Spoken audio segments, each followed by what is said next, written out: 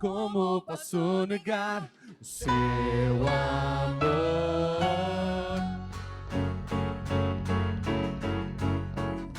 O meu Senhor, tenho de negar o meu louvor, todo o meu louvor. Ele é a estrela da manhã, Jesus Emmanuel. Celebramos Jesus. Celebramos Jesus, celebramos aquele que nos deu a salvação. Celebramos Jesus, Jesus, nós celebramos Jesus. Canta, igreja, celebramos. Celebramos Jesus.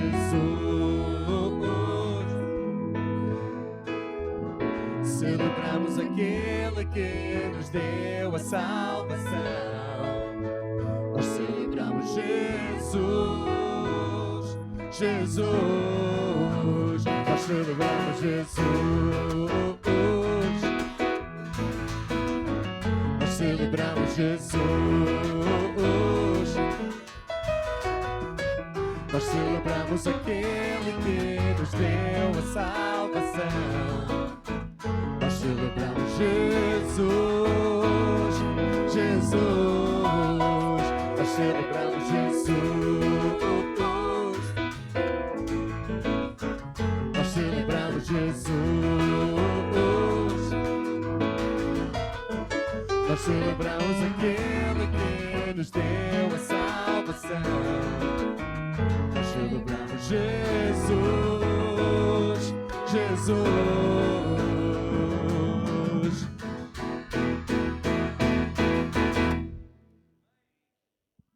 Amém? Ó Deus, obrigado, Pai, porque nessa manhã nós viemos aqui para celebrar o nome de Jesus, ó Pai. Ele que é o nosso Senhor, o Salvador. Ó Deus, obrigado porque assim como já há poucos minutos estávamos aqui a falar do grande plano de salvação, onde Jesus Cristo, sendo eterno e o Filho de Deus, o próprio Deus, fez-se homem, identificou-se conosco, para perceber, ó Deus, aqui junto conosco, Pai, a dor, o sofrimento, a morte, mas sendo Deus, ó Pai, ressuscitou e venceu a morte. E a todos nós, ó Deus, também é dada a possibilidade de estarmos com Cristo para a eternidade. Todo aquele que um dia confessou que Jesus Cristo é o Senhor e o Salvador. Portanto, ó Deus, que nós possamos viver esta verdade, mas que também possamos partilhá-la com todas as pessoas que nós conhecemos. Dá-nos, ó Deus, a ousadia de, com esta mesma alegria e empolgação que estávamos aqui a cantar, ó Pai, que possamos também partilhar desta verdade, de que Jesus Cristo é a única esperança, Pai. Meu Deus, salva esta nação, em nome de Jesus, ó Pai, que todos os portugueses, todos os imigrantes possam reconhecer que Jesus Cristo é o Senhor. Obrigado, Senhor, por esta manhã que o Senhor nos dá na Tua presença, em nome de Jesus, ó Pai. Amém. É bom estarmos aqui, não é verdade? E certamente é bom saber que nós não estamos sozinhos. E eu queria, nesse momento, provocar aqui e pedir para que nós pudéssemos fazer duas coisas. Uma, pudéssemos nos cumprimentar, nos abraçar, dar de bom dia, aquela coisa toda. Mas segundo, se pudéssemos, quem está mais nas pontas, vir mais para o meio, quem está aqui também vir mais um pouquinho para cá, porque quem está daqui a gente olha, está tão espalhado assim, né? Então, nós chegamos mais juntinhos. Se puderem sentar aqui nas fileiras do meio, né? Assim é tão bom, né? É tão gostoso. Então aproveita esse momento e cumprimenta a pessoa que está perto aí, dá um abraço, um aperto de mão, e puder, vem mais para o meio. Que Deus abençoe nesse momento. Sejam todos bem-vindos para adorar ao Senhor. Nós celebramos Jesus.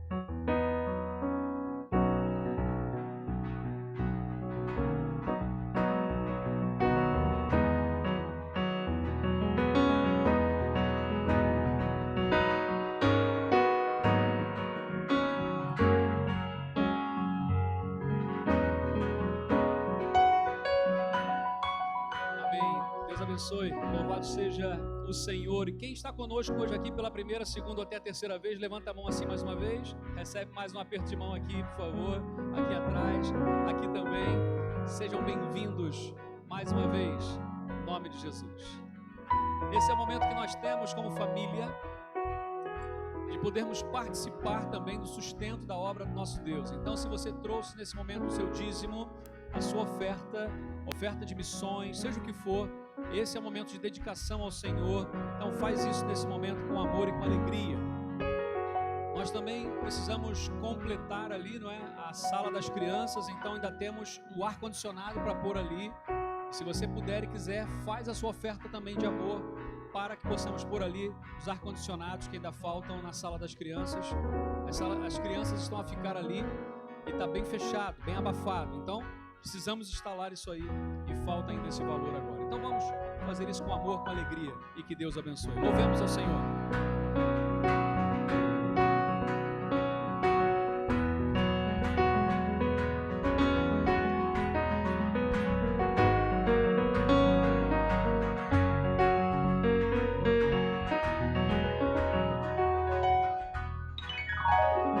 Salvos pela graça, cheios do seu amor, queremos proclamar quão grande é o Senhor, aquele que nos tirou das trevas, nos firmou na sua luz, pagou um alto preço, seu nome é Jesus. Nos amou com amor que constrange, nos amou com amor que liberta, nos amou com amor que é mais forte o seu amor. Nos amou com amor que transforma, nos amou com amor imutável. Grande é o seu amor que faz todas as coisas novas. A quem prestar louvor, para quem adoração, senão aquele que nos livrou da morte e da prisão, aquele que nos tirou das trevas, nos firmou na sua luz, pagou um alto preço, seu nome é Jesus. Nos amou com amor que constrange, nos amou com amor que liberta, nos amou com amor que é mais forte o seu amor. Nos amou com amor que transforma, nos amou com amor imutável. Grande é o seu amor que faz todas as coisas novas. Não iremos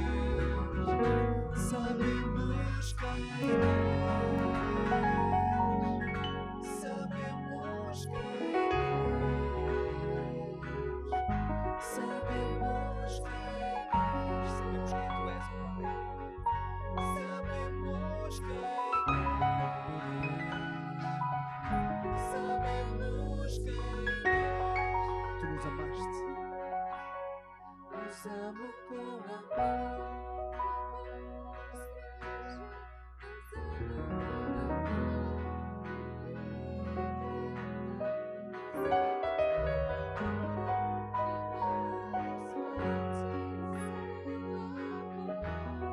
O Senhor canta. Os amo com amor.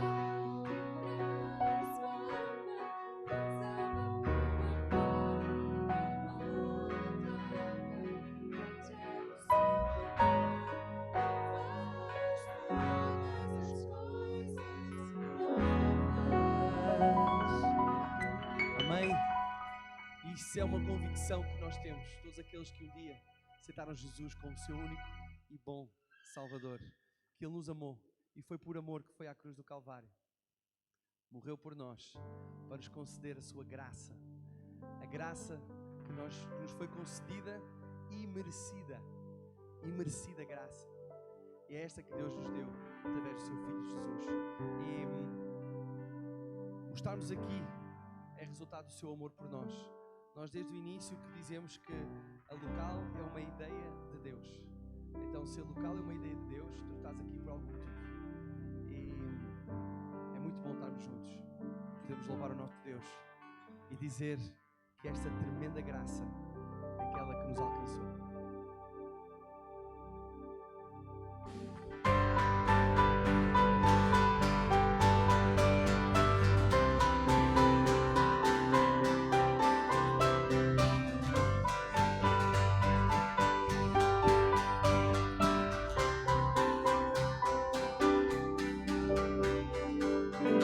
Quebra o jugo do meu pecado, é tão mais forte o meu amado, o Rei da Glória, o grande Rei dos Reis.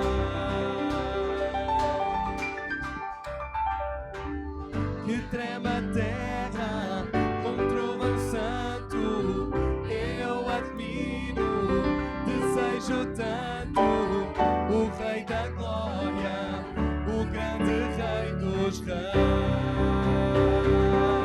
Oh, que tremenda graça, que perfeito amor, tomou o meu lugar, a minha cruz levou, deu-me a sua vida. Estou liberto, enfim. E hoje eu canto o que Ele fez por mim.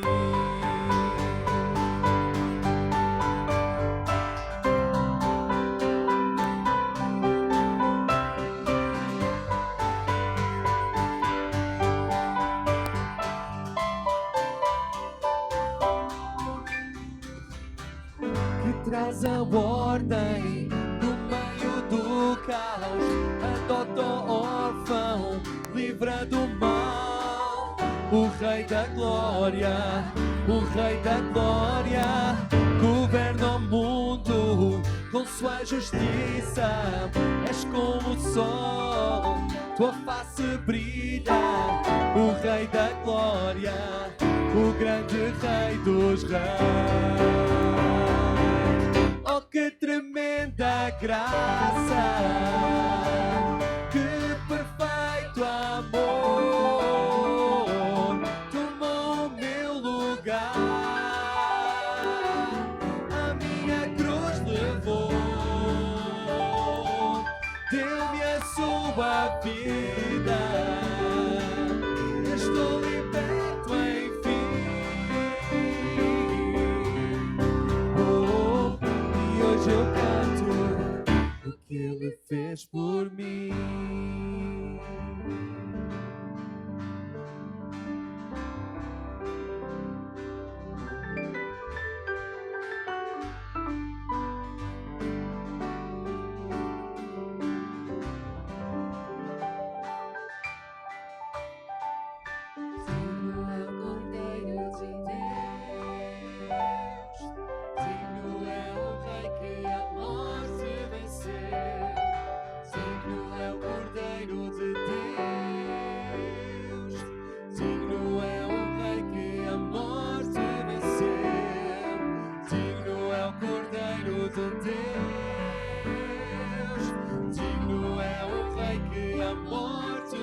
céu. Digno é o Cordeiro de Deus, digno, digno, digno. Oh, que tremenda graça, que perfeito amor, tomou o meu lugar, a minha cruz levou, deu-me a sua vida, estou liberto enfim. Oh, e hoje eu canto o que Ele fez por mim.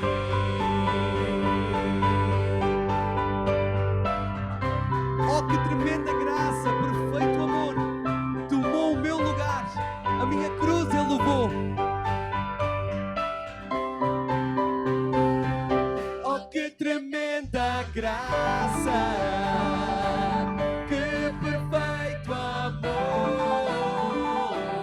tomou o meu lugar, a minha cruz levou, deu-me a sua vida, estou liberto enfim. Oh, e hoje eu canto o que Ele fez por mim.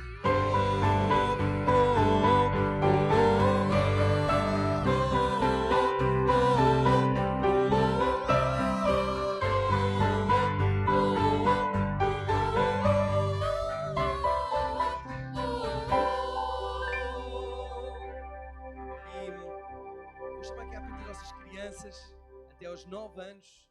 Agora temos as duas classes, então já podemos também ter mais crianças. E hoje, e também obriga sempre a termos mais pessoas disponíveis para ensinar as crianças. Então, se sentes isso também no teu coração, fala com a Priscila e ela vai querer também falar contigo. E se queres servir com as crianças também, é um privilégio enorme. Então, hoje temos a Filipe e a Flávia com os mais pequeninos e a Débora e a Matilde com os mais velhinhos. E é sempre um privilégio eles poderem ouvir a palavra de Deus de uma forma que eles entendem muito melhor. E está preparada para eles. Filipe, vamos orar. Nosso Deus, obrigada, Senhor, porque nos trouxeste até aqui. Obrigada, Senhor, pelo privilégio que temos em estarmos todos juntos aqui a louvar o Teu nome e a ouvir sobre a Tua palavra, Senhor. Peço-te que abençoes agora o nosso tempo, seja aqui com a palavra do João, seja lá dentro com estas crianças. Ajuda-nos a utilizar uma linguagem que elas possam entender, Senhor, e que as leve a ter vontade de abrir o seu coração para te receber, Senhor. Em nome de Jesus, amém.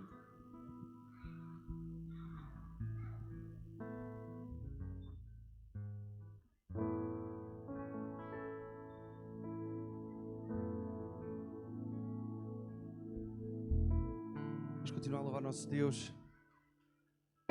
Quão grande. Vamos ficar de pé, louvar o nosso Deus.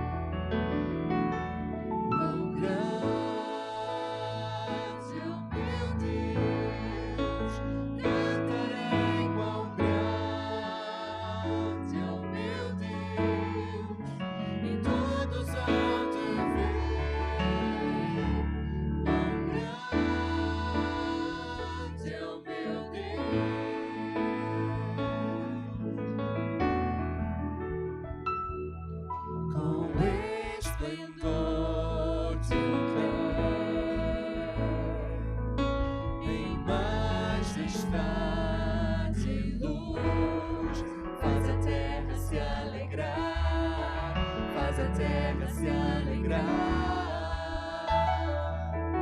Ele é a própria luz e as trevas vão fugir. Temer com a sua voz, temer com a sua voz. Quão grande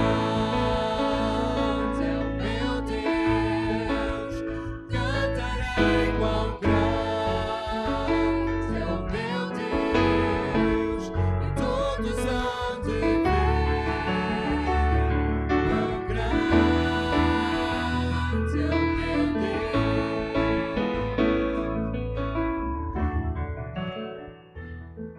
Por gerações Ele é.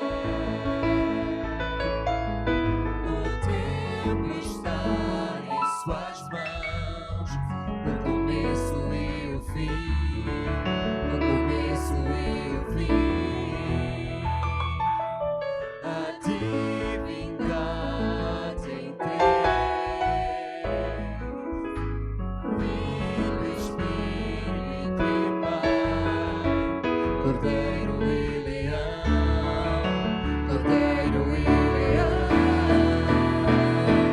Quão grande é o meu Deus, cantarei. Quão grande é o meu Deus, e todos hão de ver. Quão grande é o meu Deus. Quão grande é o nosso Deus. Quão grande é o meu Deus, cantarei. Quão grande é o meu Deus, e todos hão de ver. Quão grande é o meu Deus.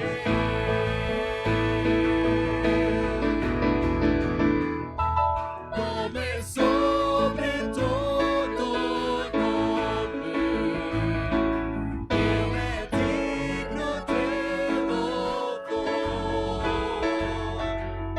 Eu cantarei. Quão grande é o meu Deus.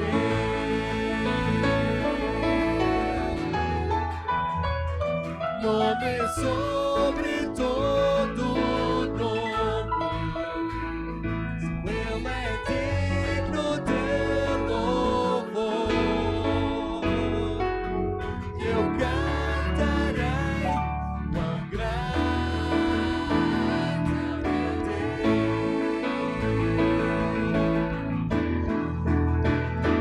Quão grande é o meu Deus, cantarei. Quão grande é o meu Deus, e todos hão de ver. Quão grande é o meu Deus.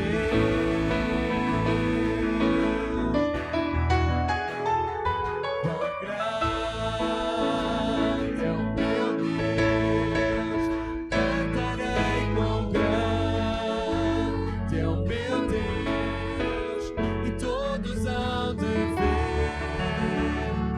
Quão grande é o meu Deus. E se tens essa certeza na tua vida, é exatamente isso que está no teu coração, então canta. Quão grande é o meu Deus. E não nos vamos calar, vamos cantar, vamos falar. Quão grande é o nosso Deus, porque todos vão precisar de ver, e um dia eles vão ver a grandeza do nosso Deus. Cantemos juntos. Meu Deus,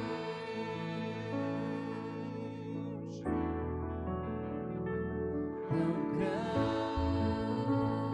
é o meu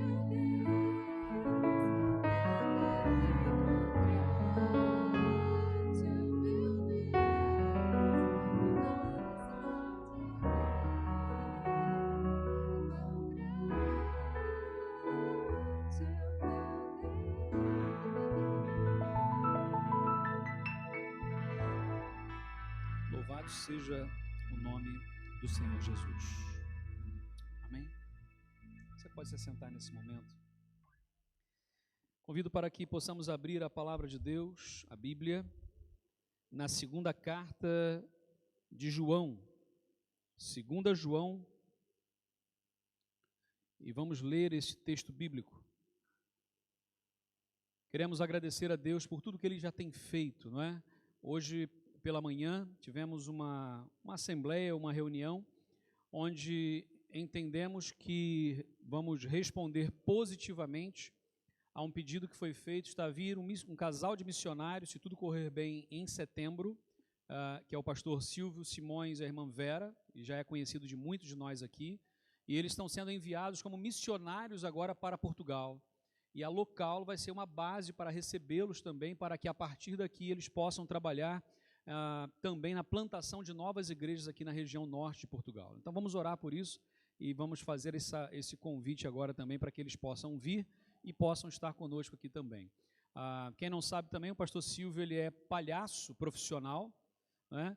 E é o palhaço Simão. Ele esteve conosco há 2 anos atrás num evento muito bacana também, que nós fizemos agora das crianças, no Dia da Criança, e ele também quer desenvolver o ministério com capelania hospitalar. Então, ir aos hospitais vestido de palhaço também para levar uma mensagem às crianças e trazer alegria também. Então, e a mensagem do Senhor Jesus. Então, vamos orar por esse processo para que Deus continue a abençoar. Vamos ler a palavra de Deus, 2 João, e só tem um capítulo, então vamos ler a carta, né, que João escreveu nessa segunda carta. Diz assim: o presbítero, à senhora eleita e aos seus filhos, a quem amo na verdade. E não apenas eu os amo, mas também todos os que conhecem a verdade, por causa da verdade que permanece em nós e estará conosco para sempre. A graça, a misericórdia e a paz da parte de Deus Pai e de Jesus Cristo, seu Filho, estarão conosco em verdade e em amor.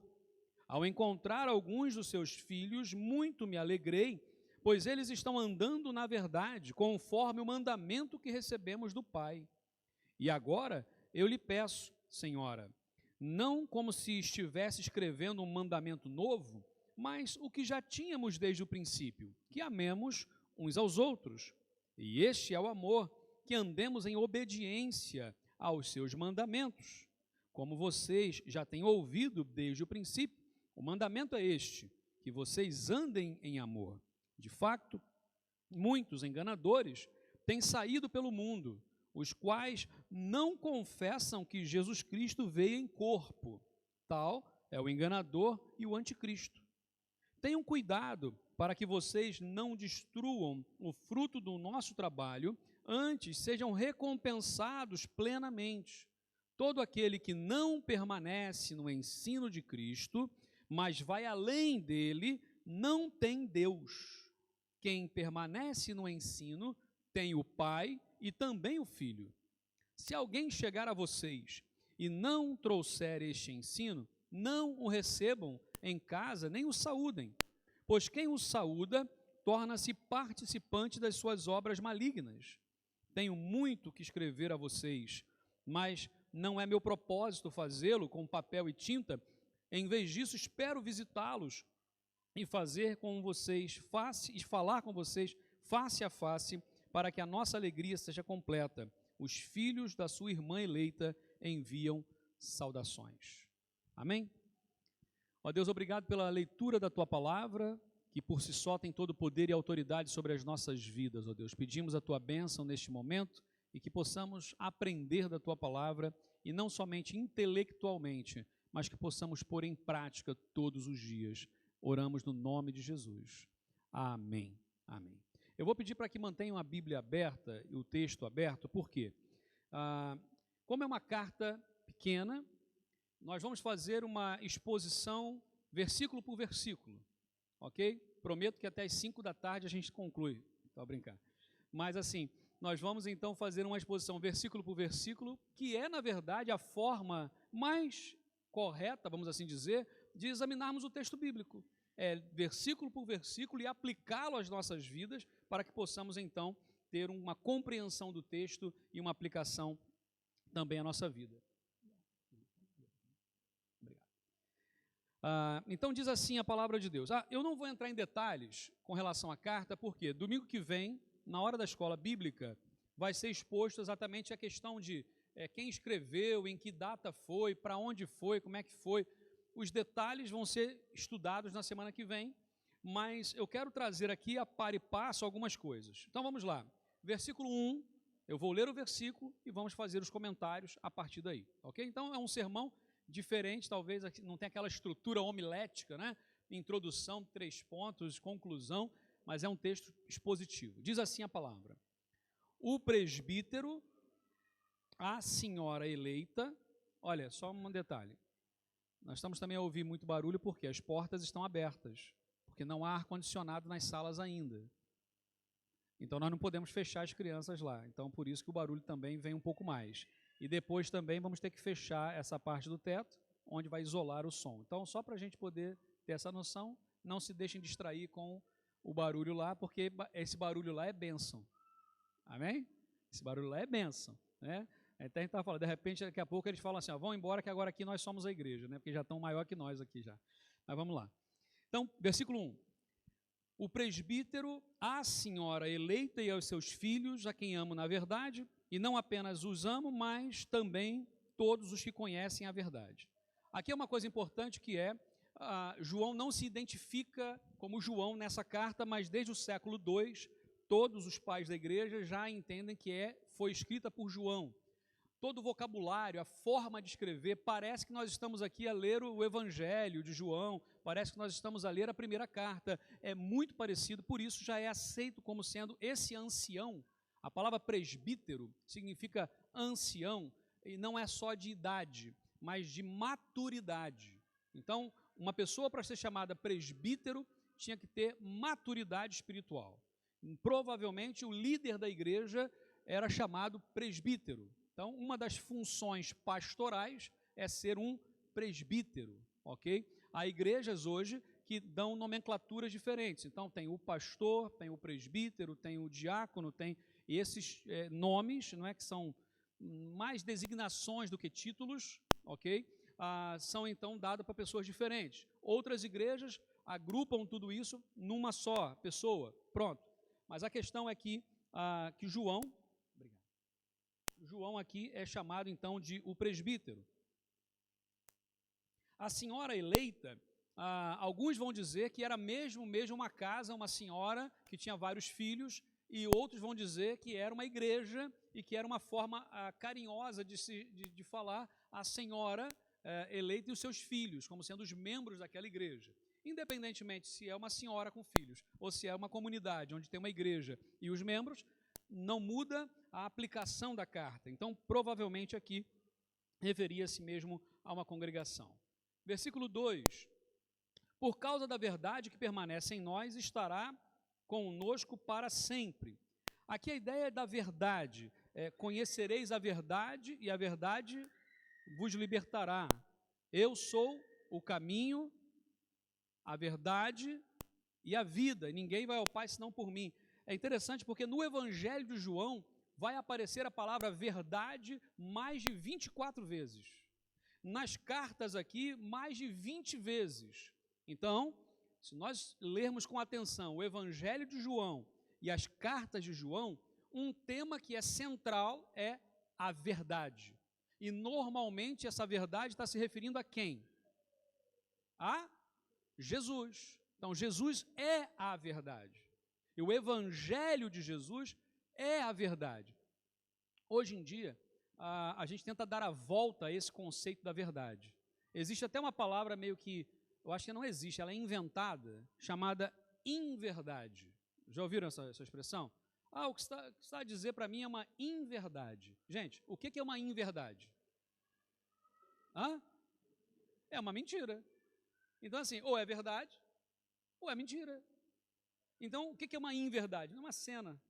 Então, quando a gente começa a olhar a palavra de Deus, ele vai dizer, é a verdade, Jesus Cristo é a verdade. Então, essa verdade, que é Jesus Cristo, permanece em nós e estará conosco para sempre. O que Jesus diz? Nenhum daqueles que o Pai me deu, eu os lançarei fora. E ele diz, eis que eu estarei convosco todos os dias, até a consumação dos séculos. Então, a palavra de Deus nos garante isso. Versículo 3. A graça e a misericórdia e a paz da parte de Deus, de Deus Pai e de Jesus Cristo, seu Filho, estarão conosco em verdade e em amor. Olha que interessante aqui. Graça, misericórdia e paz, verdade e amor. 5 palavras que são fundamentais nesse versículo. Aliás, nesse versículo nós poderíamos gastar aqui 1 hora quase a falar, mas vamos só comentar rapidamente. Graça. O que é graça? Favor imerecido, que nós não merecemos. É o ato de Deus de buscar o ser humano. É aquilo que ele diz com Abrão, lá em Gênesis 12, versículo 1, de 1 a 3. É aquilo que ele vai ainda dizer no Novo Testamento, em vários momentos, ou seja, graça de Deus. Qual é a diferença para misericórdia? O que é misericórdia? Lembra? São 2 palavrinhas que deram origem à misericórdia, miséria e cardia. Cardia lembra do quê? Coração. Miséria, miséria. Então, o que é misericórdia? É olhar a miséria através do coração. Então, quando nós exercemos misericórdia por alguém, não é porque aquela pessoa merece, mas é porque a miséria dela está sendo vista com o olhar do coração. Então, a misericórdia de Deus por nós é o olhar de Deus para nós com amor. Então, ele vai dizer a graça, ou seja, o favor que nós não merecemos, a misericórdia, o olhar de Deus de amor, e a paz, essa paz aqui, apesar de ser escrito o Novo Testamento na língua grega, o pensamento de João e dos apóstolos eram o quê? Eles eram o quê? Qual era o que eles pensam? Como é que eles eram? Eles eram o quê? Eles eram judeus, correto? Eles pensavam em que língua? Era no grego? Não. Era no aramaico, na verdade, mas a sua religião no hebraico. E a palavra hebraico para paz significa shalom. Shalom não significa paz como ausência de guerra, como na língua portuguesa, mas shalom significa preenchimento. Ou seja, uma pessoa preenchida é uma pessoa em paz. Tenta entender isso assim, eu estou com fome, estou sem paz. Quando eu como, estou preenchido, estou em paz. Mais ou menos isso. Ok? Então, quando nós começamos a olhar aqui, graça, misericórdia e paz. Para quê? Estarão conosco em verdade, já falamos da verdade, e em amor, por causa da misericórdia. Então, João, ele chama aqui uma ideia, traz a ideia de que nós precisamos estar convictos de que a graça de Deus nos alcançou. Amém? A graça de Deus nos alcançou. Não é pelo nosso mérito. Eu não mereço, ninguém merece, mas Jesus nos alcançou. Pela misericórdia, porque Ele olhou para a gente com amor através do coração. E paz preencheu a nossa vida. Isso é incrível. É o que a palavra de Deus faz conosco. Versículo 4. Ao encontrar alguns dos seus filhos, muito me alegrei por eles, pois eles estão andando na verdade, conforme o mandamento que recebemos do Pai. João tinha tido notícias boas a respeito daquelas pessoas, sejam os filhos da senhora, ou sejam os membros daquela igreja, de que eles estavam a andar corretamente. Há alegria no coração de João, porque aquelas pessoas não se desanimaram, nem se desviaram. Eu não sei quantas pessoas aqui já tiveram a experiência de se desviarem da fé, de se desviarem dos caminhos do Senhor. Fé e caminhos, vamos colocar isso aqui. Há muita gente decepcionada com a estrutura, com a igreja humana, e se desviam disso. Desviar da fé é outra coisa. Há pessoas que se desviam da igreja e da fé. E há pessoas que se desviam da igreja, a fé vai amolecendo e vai esfriando, por quê? Porque é no braseiro que a brasa está viva. Não é igual num bom e velho churrasco, onde fazemos lá as brasas, pega uma brasa daquela e tira do braseiro, ela vira o quê? Vira cinza. Ela apaga. Se eu pego novamente e ponho lá dentro, ela acende. Então, gente, cristianismo não é vivido sozinho. Não se vive cristianismo verdadeiro em casa. Essa ideia do Cristo em casa não é bíblica. A comunhão dos santos é algo pregado na palavra de ponta a ponta. Então, assim, nós somos imperfeitos, nós somos diferentes, mas é na comunhão, é na diferença, é na interação que a coisa acontece. Semana eu vi uma frase, vou tentar lembrar de quem escreveu a frase agora, e se alguém souber me ajude, mas vai dizer que um casamento nada mais é do que a união de dois perdoadores. Ou seja, se nós queremos um casamento próspero, então sejam dois perdoadores, liberando perdão o tempo todo. Se nós queremos ser igreja, comunidade, família, nós temos que ser uma comunidade de quê? De perdoadores, porque senão a coisa não acontece. Nós somos ofendidos e ofendemos o tempo todo. Por isso a palavra de Deus nos alerta sobre isso. Havia uma alegria no coração de João. Vamos lembrar que o João aqui já era bem idoso. O jovem João, o menino João que Jesus chamou, que devia ter os seus 18, 16 anos quando Jesus chamou, que a gente tem a ideia dos discípulos tudo mais velho, né? Quando Jesus chama os seus discípulos, eram todos jovens. O único que a Bíblia diz, pelo menos, que é casado ali, mas também devia ter os seus 20 anos, mais ou menos, era Pedro. O resto era tudo mais novo. Só que nessa época, João já era mais velho, tanto é que ele é chamado de presbítero. Então ele está a falar agora com alegria no coração, porque vocês estão andando na verdade. Gente, se João se alegrava, porque aquelas pessoas estavam andando na verdade, se quem está na liderança de uma igreja fica feliz quando vê as pessoas engajadas na obra de Deus, imagina o coração de Deus. Imagina o coração do nosso Deus quando vê que nós estamos felizes e engajados e comprometidos na obra do Senhor. É incrível. Agora, versículo 5. Agora eu lhe peço, Senhora, não como se estivesse escrevendo um mandamento novo, mas o que já tínhamos desde o princípio, que amemos uns aos outros. Gente, Jesus declarou que o amor entre os cristãos é a forma primária do testemunho, da pregação. E é interessante porque ele vai dizer aqui o que é o amor. No versículo 6, ele vai explicar o que é esse amor. Porque nós muitas vezes temos a ideia de que amor é um sentimento. A gente já falou isso muitas vezes. Eu sinto amor. Eu amo porque eu sinto um amor. Você pode sentir um afeto, um carinho, você pode ter um desejo, você pode ter, sei lá, a gente chama de amor. Mas o que ele vai chamar de amor, o versículo 6 vai explicar, dizendo assim: e este é o amor, 2 pontos. O que é isso? O que é amor? Que andemos em obediência aos seus mandamentos. O que o Evangelho de João vai dizer lá? Jesus vai dizer o quê? Aquele que me ama, faz o quê? Guarda os meus mandamentos. Então, assim, é muito fácil falar, eu amo o Senhor, eu amo o meu Deus, mas eu não obedeço os mandamentos. Eu faço o que eu quero, quando quero, mas eu não obedeço a Deus. Gente, a palavra de Deus está a dizer assim, amar a Deus significa obedecer os seus mandamentos. Como é que nós temos, e aí vai dizer, como vocês já têm ouvido desde o princípio, o mandamento é este, que vocês andem em amor. Não é uma experiência sentimental aqui, não é uma experiência sentimental, é uma experiência de decisão, de vida, de persistência, de consistência. Então, a vida cristã tem a ver com consistência e com persistência. E quando nós entendemos isso na palavra, nós somos, obviamente, abençoados. Versículo 7, de fato, muitos enganadores têm saído pelo mundo, os quais não confessam que Jesus Cristo veio em corpo. Tal é o enganador e o anticristo. Vamos aqui entender aqui, tem algumas coisas importantes aqui. Espera aí. Ele vai dizer aqui, então, que a ideia do amor e da obediência aqui são cruciais. A gente já viu isso. Por quê? Porque os enganadores estão prontos para fazer o quê? Para enganar.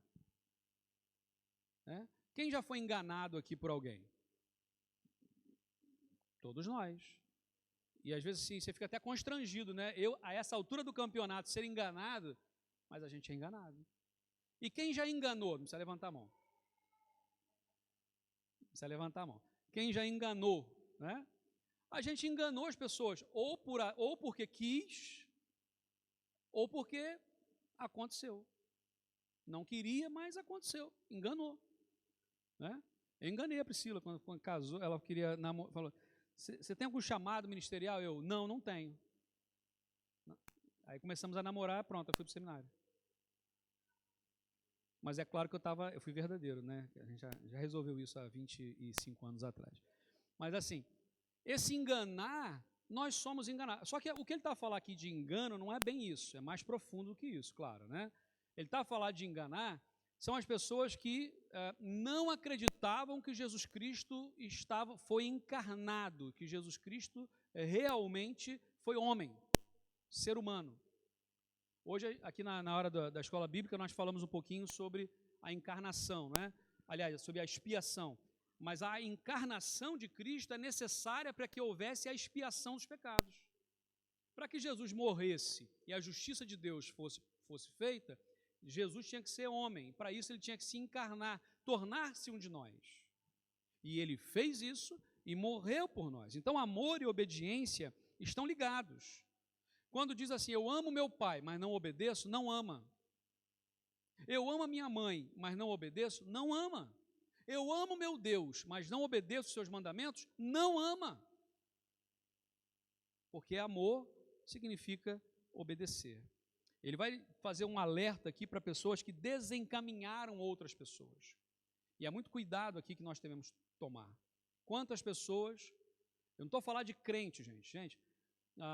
Tem pessoas que são crentes em Jesus e que são críticos de plantão e espectadores, não é? Porque nada fazem, mas sempre tem uma crítica. Não é esse tipo de gente que eu estou a falar, que diz que tem Cristo, mas pronto, não é esse tipo de gente. Estou a falar de gente que ainda não conhece a Cristo, mas que por causa das nossas palavras ou dos nossos comportamentos, nós afastamos mais ainda essas pessoas de conhecerem a Cristo.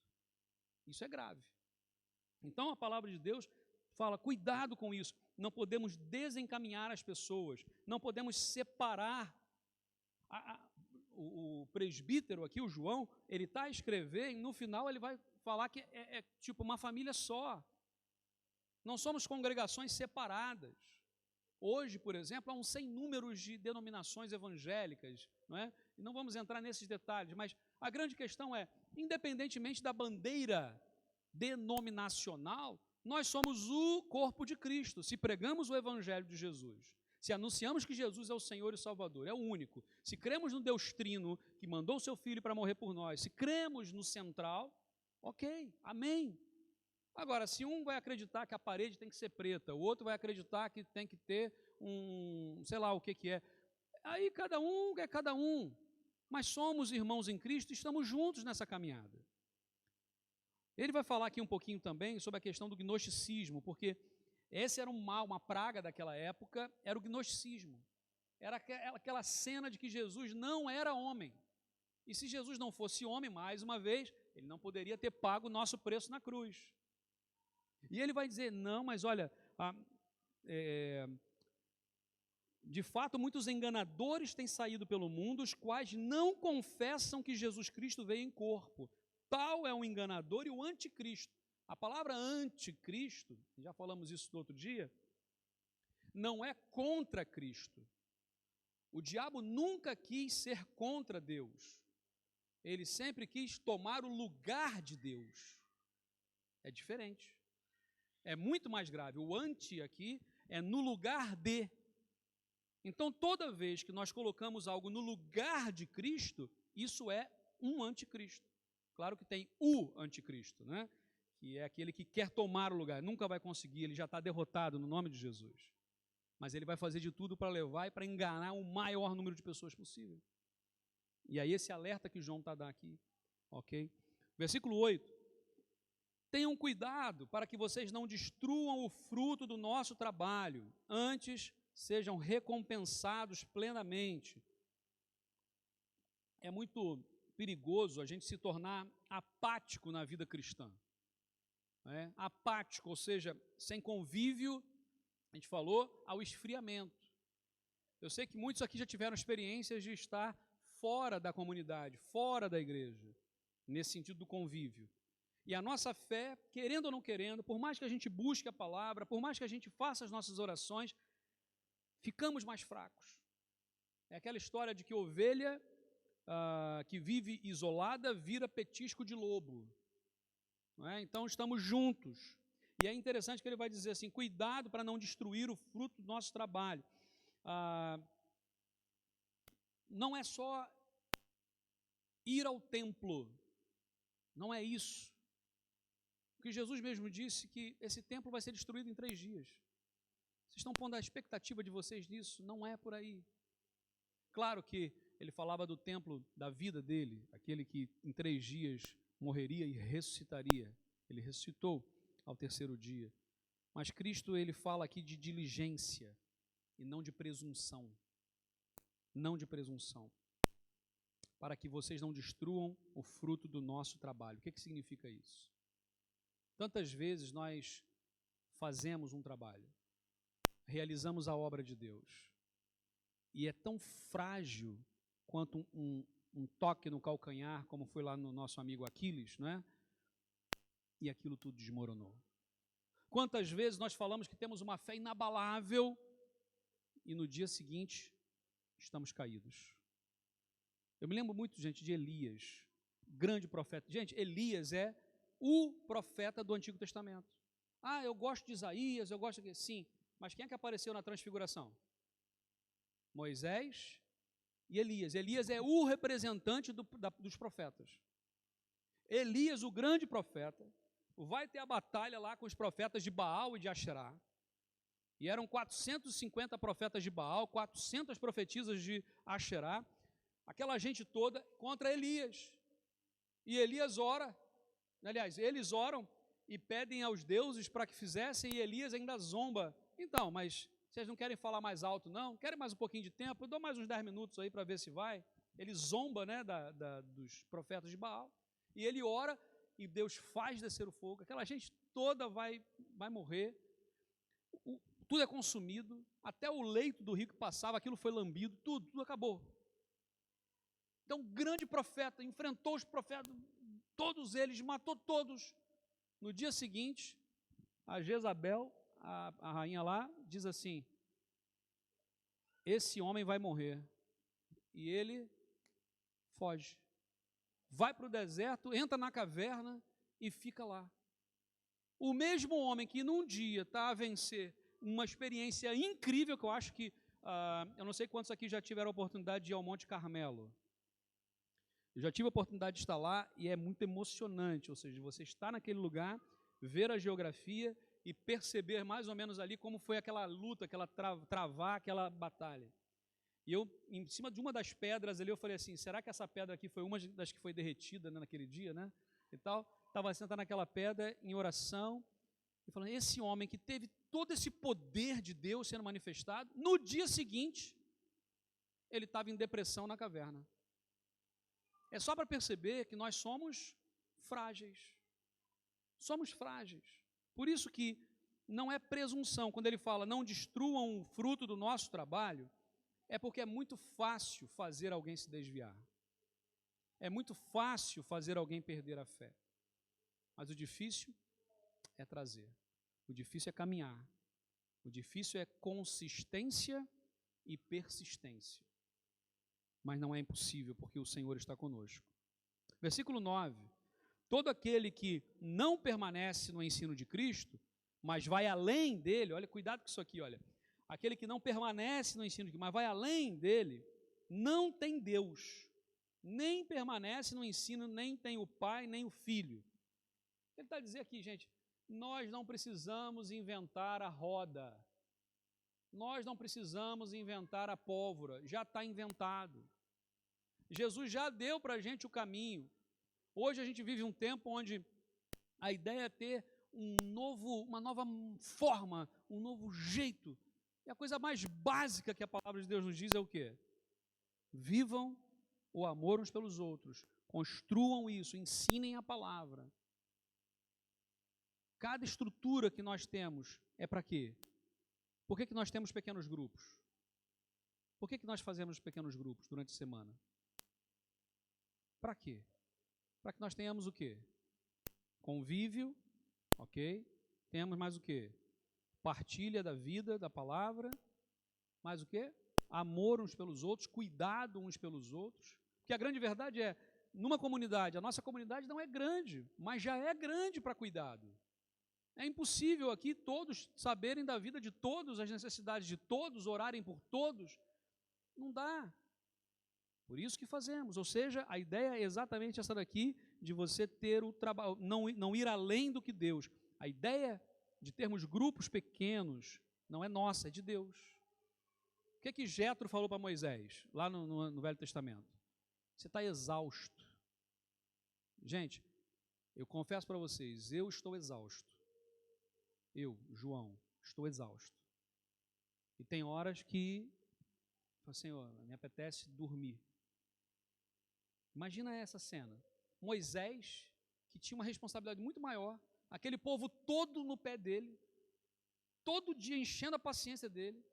A Bíblia diz que de manhã, raiava o sol, já tinha gente na porta da tenda dele, até o anoitecer, era o dia todo. Ele esqueceu da mulher, esqueceu dos filhos, e só dava. O Jétro, o sogro dele, teve que vir e falar: Moisés, então, o que você está a fazer aqui? Olha, meu sogro, eu estou a fazer isso, olha, eu faço isso. O que Jétro falou para ele? O que você está a fazer não é bom. Ah, mas eu estou a cuidar das pessoas, eu estou a gastar tempo. O que você faz não é bom. Faz o seguinte, divide esse povo todo em grupos pequenos. Põe líderes sobre 10, sobre 50, sobre 100, sobre 1000. E as questões mais graves, aí vão trazer. Mas eles vão resolver. Sabe por quê?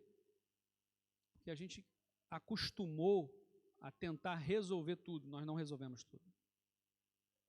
Chega no Novo Testamento, Jesus escolhe 12 pessoas para caminhar perto dele. Cada um daqueles também liderou pessoas, fez discípulos. Ele falou, façam discípulos. A Bíblia diz lá em Atos que todos os domingos, né, o dia do Senhor, os cristãos se reuniam no pátio do templo. Mas durante a semana eles faziam o quê? Partiam o pão de casa em casa. É a partir das casas que a igreja nasce e se fortalece. À medida que a igreja vai crescendo, e também quando eu fui lá na casa do Pedro, né, lá em Cafarnaum, a arqueologia mostra para a gente que as casas eram muito pequenas. Então a casa de Pedro, da sogra no caso de Pedro, era mais pequena, e de repente ela foi expandida, tem tipo umas 6 expansões. Então assim, a estrutura acompanhou o crescimento orgânico, e não o contrário. Então à medida que foi crescendo, era tanta gente, né? Lembra aquele episódio na casa do Zebedeu, que tiveram que tirar o paralítico por dentro, lá por cima, né? Por que tiveram que fazer aquilo? Porque já não cabia mais, a sala estava cheia, ao redor da casa estava cheia, o pessoal do outro lado da rua tentando ouvir o que Jesus estava a falar, e aquelas pessoas que estavam tão preocupadas em ouvir Jesus, estavam a atrapalhar que as pessoas chegassem até Jesus. E esse é um grande alerta. Às vezes, nós, querendo estar perto de Jesus ou proteger as coisas de Deus, nós estamos a impedir que as pessoas cheguem até Deus. Isso é muito grave. Ele vai dizer assim, não vai além do que Deus ensinou. A gente não tem que falar aquilo que Deus não falou. Hoje aqui na hora da escola bíblica a gente estava a falar de temas importantes e foi realmente realçado. Nós não vamos saber de tudo. Há coisas que só no céu. Há coisas que só quando Jesus voltar nossa mente vai abrir. Mas há coisas que a Bíblia diz. Então vamos pegar aquilo que a Bíblia diz, e a palavra de Deus diz que aquilo é suficiente para a salvação de todo o que crê. O próprio João vai dizer isso no Evangelho, né? Ele vai dizer assim, lá no capítulo 21, 22, finalzinho do 22 de João, do Evangelho, ele vai dizer assim, aliás, do capítulo 21 de João, é o último capítulo. No finalzinho do capítulo 21, ele vai dizer assim, se todas as coisas que Jesus fez fossem registradas em livros, nem sequer no mundo inteiro caberiam tudo o que ele fez. Mas estas coisas foram escritas para que creiam. E em crendo, sejam salvos. Então, o que nós temos da revelação de Deus para nós na Bíblia é suficiente para a salvação. Mas não é tudo de Deus, porque Deus é muito maior, é infinitamente maior. Então, cuidado para não irmos além do que Deus ensinou. 10, versículo 10. Se alguém chegar a vocês e não trouxer esse ensino, não o recebam em casa nem o saúdem. O que ele está a dizer aqui é, não deem ouvidos às coisas que não edificam.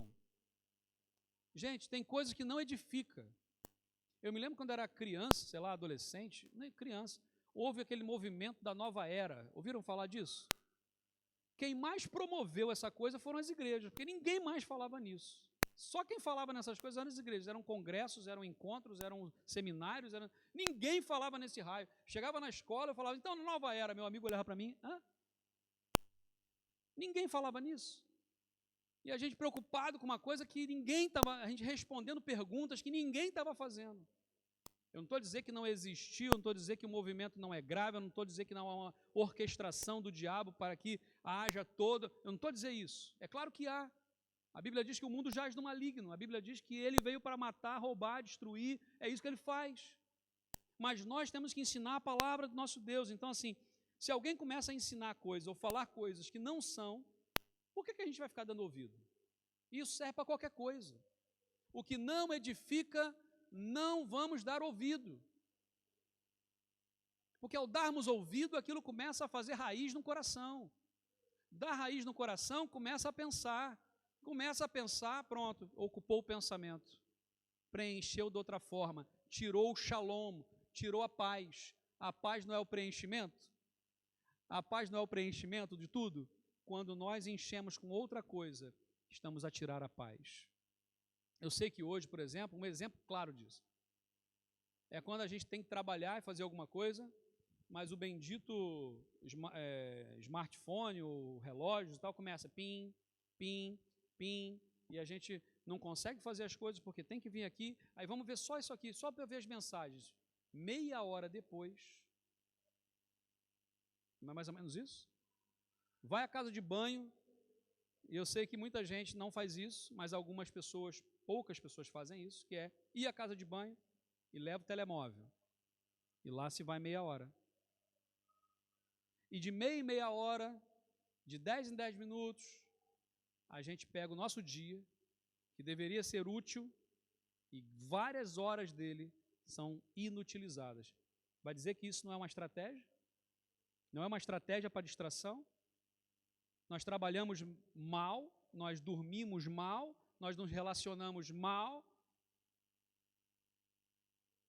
E é interessante, nós vamos falar sobre isso daqui a pouco aqui, quando ele vai dizer, versículo 11, pois quem saúda, torna-se participante das suas obras. O que ele está a dizer aqui, quem dá ouvido ao que não deve, participa daquilo. Né? Há um ditado que diz, eu não sei se cá em Portugal se usa, mas eu aprendi quando era criança, com a minha avó, que é, diga-me com quem andas e te direi quem és. É de cá? Então, foi daqui que ele levou. Diga-me com quem andas e te direi quem é. O que minha mãe também alertava? Cuidado com quem você anda. Mas mãe, eu não estou fazendo nada de errado, eu só estou com eles. Não interessa. Quando olha, só vê uma coisa. E até explicar que o focinho do porco não é tomada, já foi. Então, assim, com quem nós andamos? Gostou dessa? É nova essa aqui? O focinho do porco não é tomada. Parece, mas não é. Não é para meter a ficha. Então, assim, não dá para explicar. Aonde nós estamos? Com quem nós estamos a andar? Não adianta. Com quem nós andamos é com quem nós nos parecemos. As ideias são iguais, a forma de pensar acaba se tornando parecida, o jeito de andar, o jeito de pensar. Nós somos contaminados e contaminamos. E há uma outra ainda que eu até escrevi aqui, que é quem com porco se mistura, farelo come. Tem também essa cá? Minha avó falava isso, que assim, ia levar lá a comida do porco, né? e tal, a gente chama de chiqueiro, né, onde fica o porco, né, também? E joga lá. É porque essas coisas eu acho que eu não conversei ainda detalhadamente. Então, joga lá a comida. E fala assim, quem se mistura com o porco, vai comer a comida do porco. Lembra do filho pródigo, do filho lá que saiu de casa? No final das contas, ele estava a comer o quê? Ele comia das bolotas do porco. Aí é que ele cai em si, ele fala, peraí, gente, eu estou aqui a comer as bolotas do porco, os trabalhadores do meu pai, né?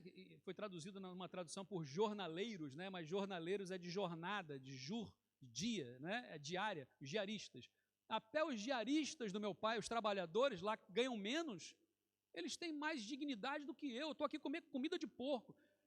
Aí ele ensaia o discurso, levantar-me-ei e irei ter com meu pai e tal, não sei o que, ele vai. E ele vai com o discurso pronto. E quando ele chega para falar para o pai nem deixa ele falar. Abraça o filho e eu imagino aquele abraço. Abraça o filho e o filho deve ter embargado a voz, o pai e ele. Servos, venham cá. Tragam roupas, deem um banho, cortem o cabelo, ponham um anel, vamos fazer uma festa, a maior festa de todas, porque esse meu filho estava morto e reviveu, estava perdido e foi achado. Essa é a ideia. Com quem nós andamos? Enquanto andava com porco, comeu comida de porco, mas começou a andar com o pai, virou filho. Nós somos chamados para ser o quê? Filhos. Então sejamos filhos. Enfim, versículo 12, tenho muito a escrever a vocês, mas não é meu propósito fazê-lo com papel e tinta. Em vez disso, espero visitá-los e falar com vocês face a face, para que a nossa alegria seja completa. E a grande questão aqui é, nada melhor do que estar junto. Quando a Local nasceu, como ideia de Deus, como foi dito, ela nasce num momento muito complicado da história da humanidade, que foi no meio da pandemia. E nasceu online. Nós ficamos 4 meses online. Era culto online, escola bíblica online, pequeno grupo online, até jantar online,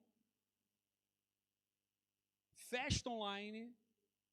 Eu me lembro que quando a gente pôde reunir e estar junto, deu até uma repulsa do online, do tipo, eu não quero mais saber desse negócio de online. Outro dia alguém veio me perguntar, pastor, mas você não pensa em fazer uma escola de estudo bíblico durante a semana pelo Zoom ou alguma coisa assim? Eu falei, olha, eu já tive esse projeto, mas deixei ele quieto porque me deu até um mal-estar daquelas janelinhas, né, de ver as pessoas pela janelinha, né, fiquei traumatizado com aquilo. Mas é verdade, é uma ferramenta e deve ser usada ainda, né, e vai ser, e é. Mas a grande questão é, o que João estava a falar agora é, eu podia escrever para vocês um tratado, eu podia escrever muita coisa, mas eu quero ir lá ver a face, cara a cara. Porque se a gente quer estar junto, tem que estar junto. A tecnologia hoje ajuda muito. Meus pais estão longe, então eu falo com eles pelo videozinho. A cada ano ou 2 anos é que eu vou vê-los pessoalmente. Faz diferença? Claro que sim. Nada melhor do que abraçar e sentir o cheiro. Eu não sei vocês, mas eu tenho memória olfativa, né? Então, até outro dia o Lia estava a cortar o cabelo, jogou lá um negocinho, eu falei, que negócio é esse? Ele, é uma experiência sensorial, ou seja, o cheiro marca. E sentir o cheiro das pessoas muda. Aliás, os perfumes, né, sempre dizem, põe o perfume na pele para ver se fica bem, porque às vezes o perfume é muito cheiroso, mas na pele, naquela pessoa não fica bem. E o outro nem é tão bom, mas naquela pele fica bem. E a Bíblia diz que nós somos esse aroma de Cristo. Né? Paulo vai dizer, nós somos esse aroma de Cristo. As pessoas vão sentir o nosso cheiro. Espera aí. Estou falando em termos espirituais. Espiritualmente falando, nós precisamos ser cheirosos. Não é cheiroso de perfume, é aquele incenso que agrada ao Senhor, aquela ideia do sacrifício vivo, santo e agradável ao Senhor. Sabe? E ele vai terminar essa carta a dizer assim, os filhos da sua irmã eleita enviam saudações. E aqui eu volto a falar da cordialidade entre as igrejas. Os filhos da sua irmã eleita. Por isso que é entendido que não é para uma senhora e os seus filhos, mas para uma igreja e os seus membros, numa simpatia na forma de falar, e ele vai dizer, os filhos da sua irmã, que irmã? Da igreja que ele estava, saúdam vocês. Nós somos uma igreja só, meus irmãos. Seja a igreja cá em Portugal, seja qual for a denominação, desde que tenha Jesus Cristo no centro, nós estamos juntos no mesmo reino. Hoje eu tenho visto muitas divisões no meio evangélico, dentro do meio batista. Só somos 79 igrejas batistas no país inteiro, e tem cada coisa, dizem que onde tem 5 batistas vão ter 6 ideias e 10 pontos de vista diferentes, com 15 divisões. Estou mentindo? Não, né? Mas não é só batista não, tá? Todas as denominações são assim, porque nós somos humanos. A grande questão é, isso é estratégia ou não é para nos dividir? Um exército dividido já perdeu a guerra. Por isso que o que nos une precisa ser mais forte do que aquilo que nos separa. Agora, a verdade também é, e que o Paulo disse, quando João Marcos abandonou no meio da viagem, da primeira viagem, e depois queria viajar, Paulo disse, comigo não. E Deus providenciou Barnabé. Ninguém é obrigado a caminhar junto, na mesma viagem, mas no mesmo propósito. Disseram uma vez, na época da pandemia, estávamos todos no mesmo barco. E é uma coisa que eu discordo absolutamente. Nós estamos no mesmo mar, mas em barcos diferentes.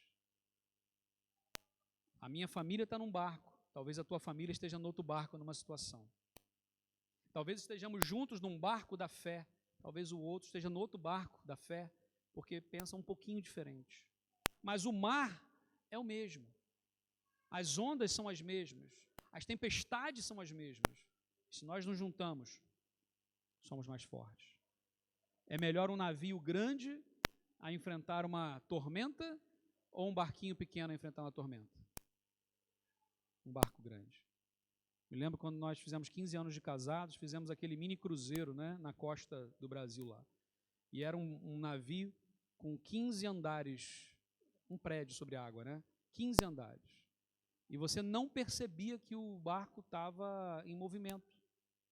De tão grande que ele é, a não ser na última noite, que teve uma tempestade fortíssima, nós estávamos mesmo na frente, na cabine na frente, e eu senti aquele movimento, e obviamente eu fiquei meio verde, né?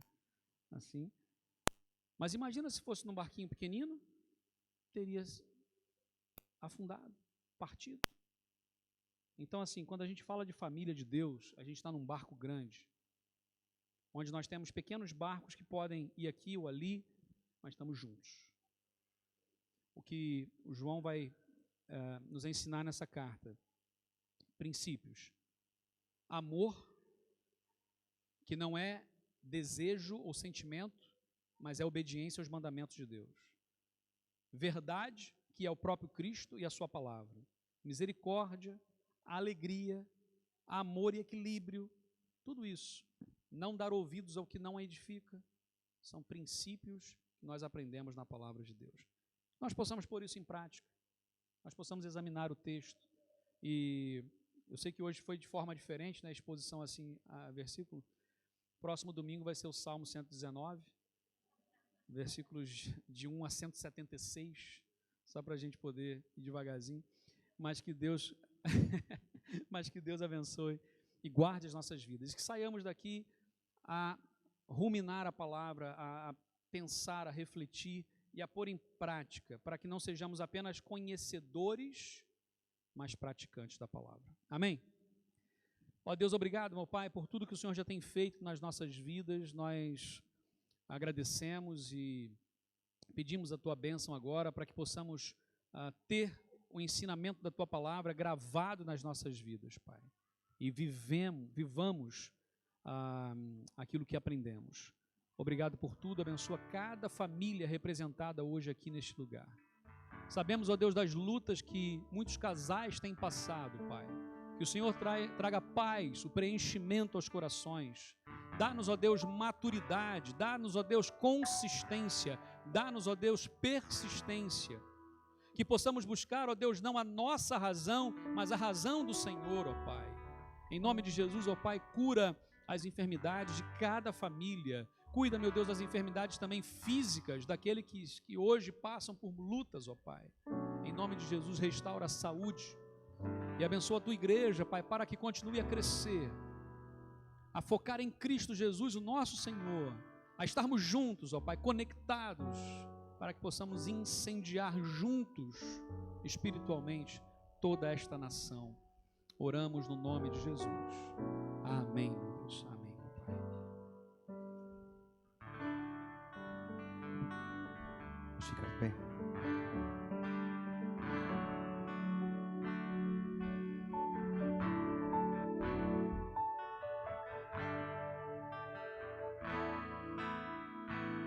Te amo, Deus. Sua graça nunca falha. Todos os dias eu estou em suas mãos. Desde quando me levanto até eu me deitar, eu cantarei da bondade de Deus.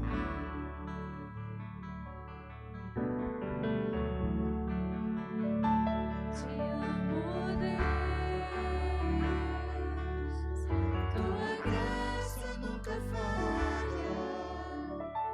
Todos os dias eu estou em tuas mãos.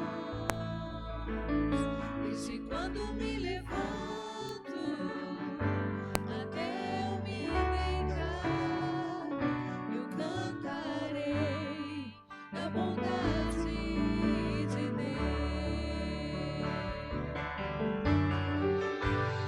És fiel em todo tempo. Em todo tempo tu és tão bom. Todo fôlego que tenho, eu cantarei da bondade de Deus.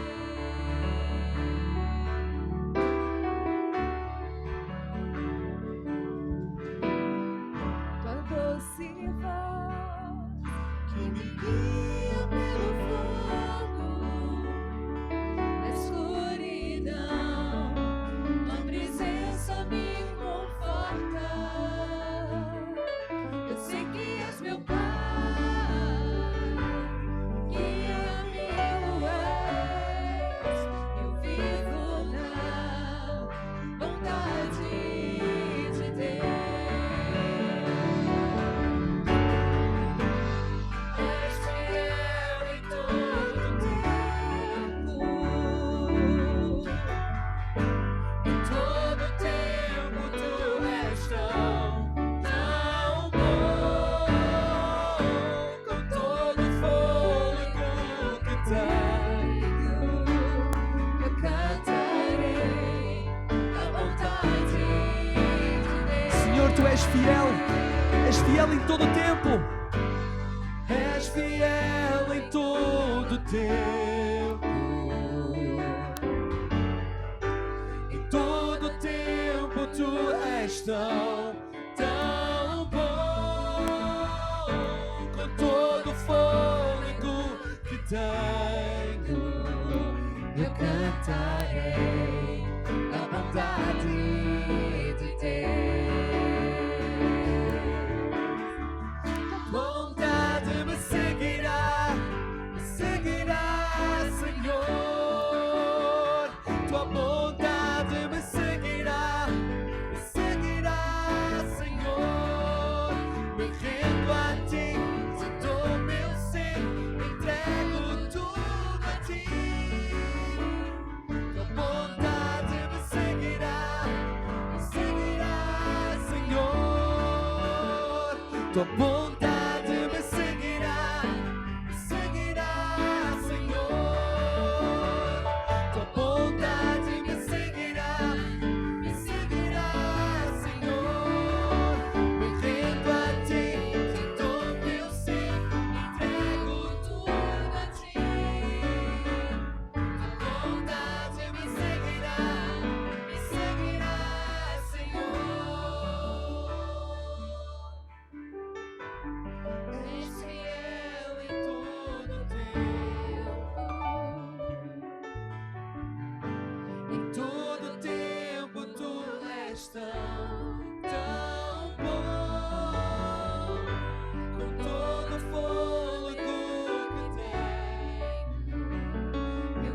cantarei a bondade. Tu és fiel em todo o tempo e é tão bom. És fiel em todo o tempo. Em todo o tempo tu és tão bom. Todo o fôlego que tenho, eu cantarei a bondade. E essa bondade que vai ser connosco para sempre. Tua bondade me seguirá,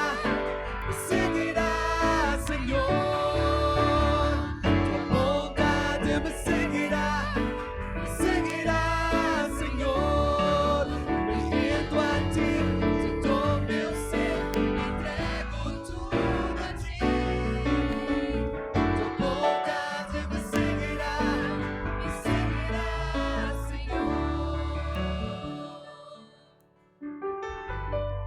És fiel em todo o tempo. Em todo o tempo tu és tão bom. Todo fôlego que tenho, cantarei. Vamos continuar com este fogo. És fiel em todo o tempo.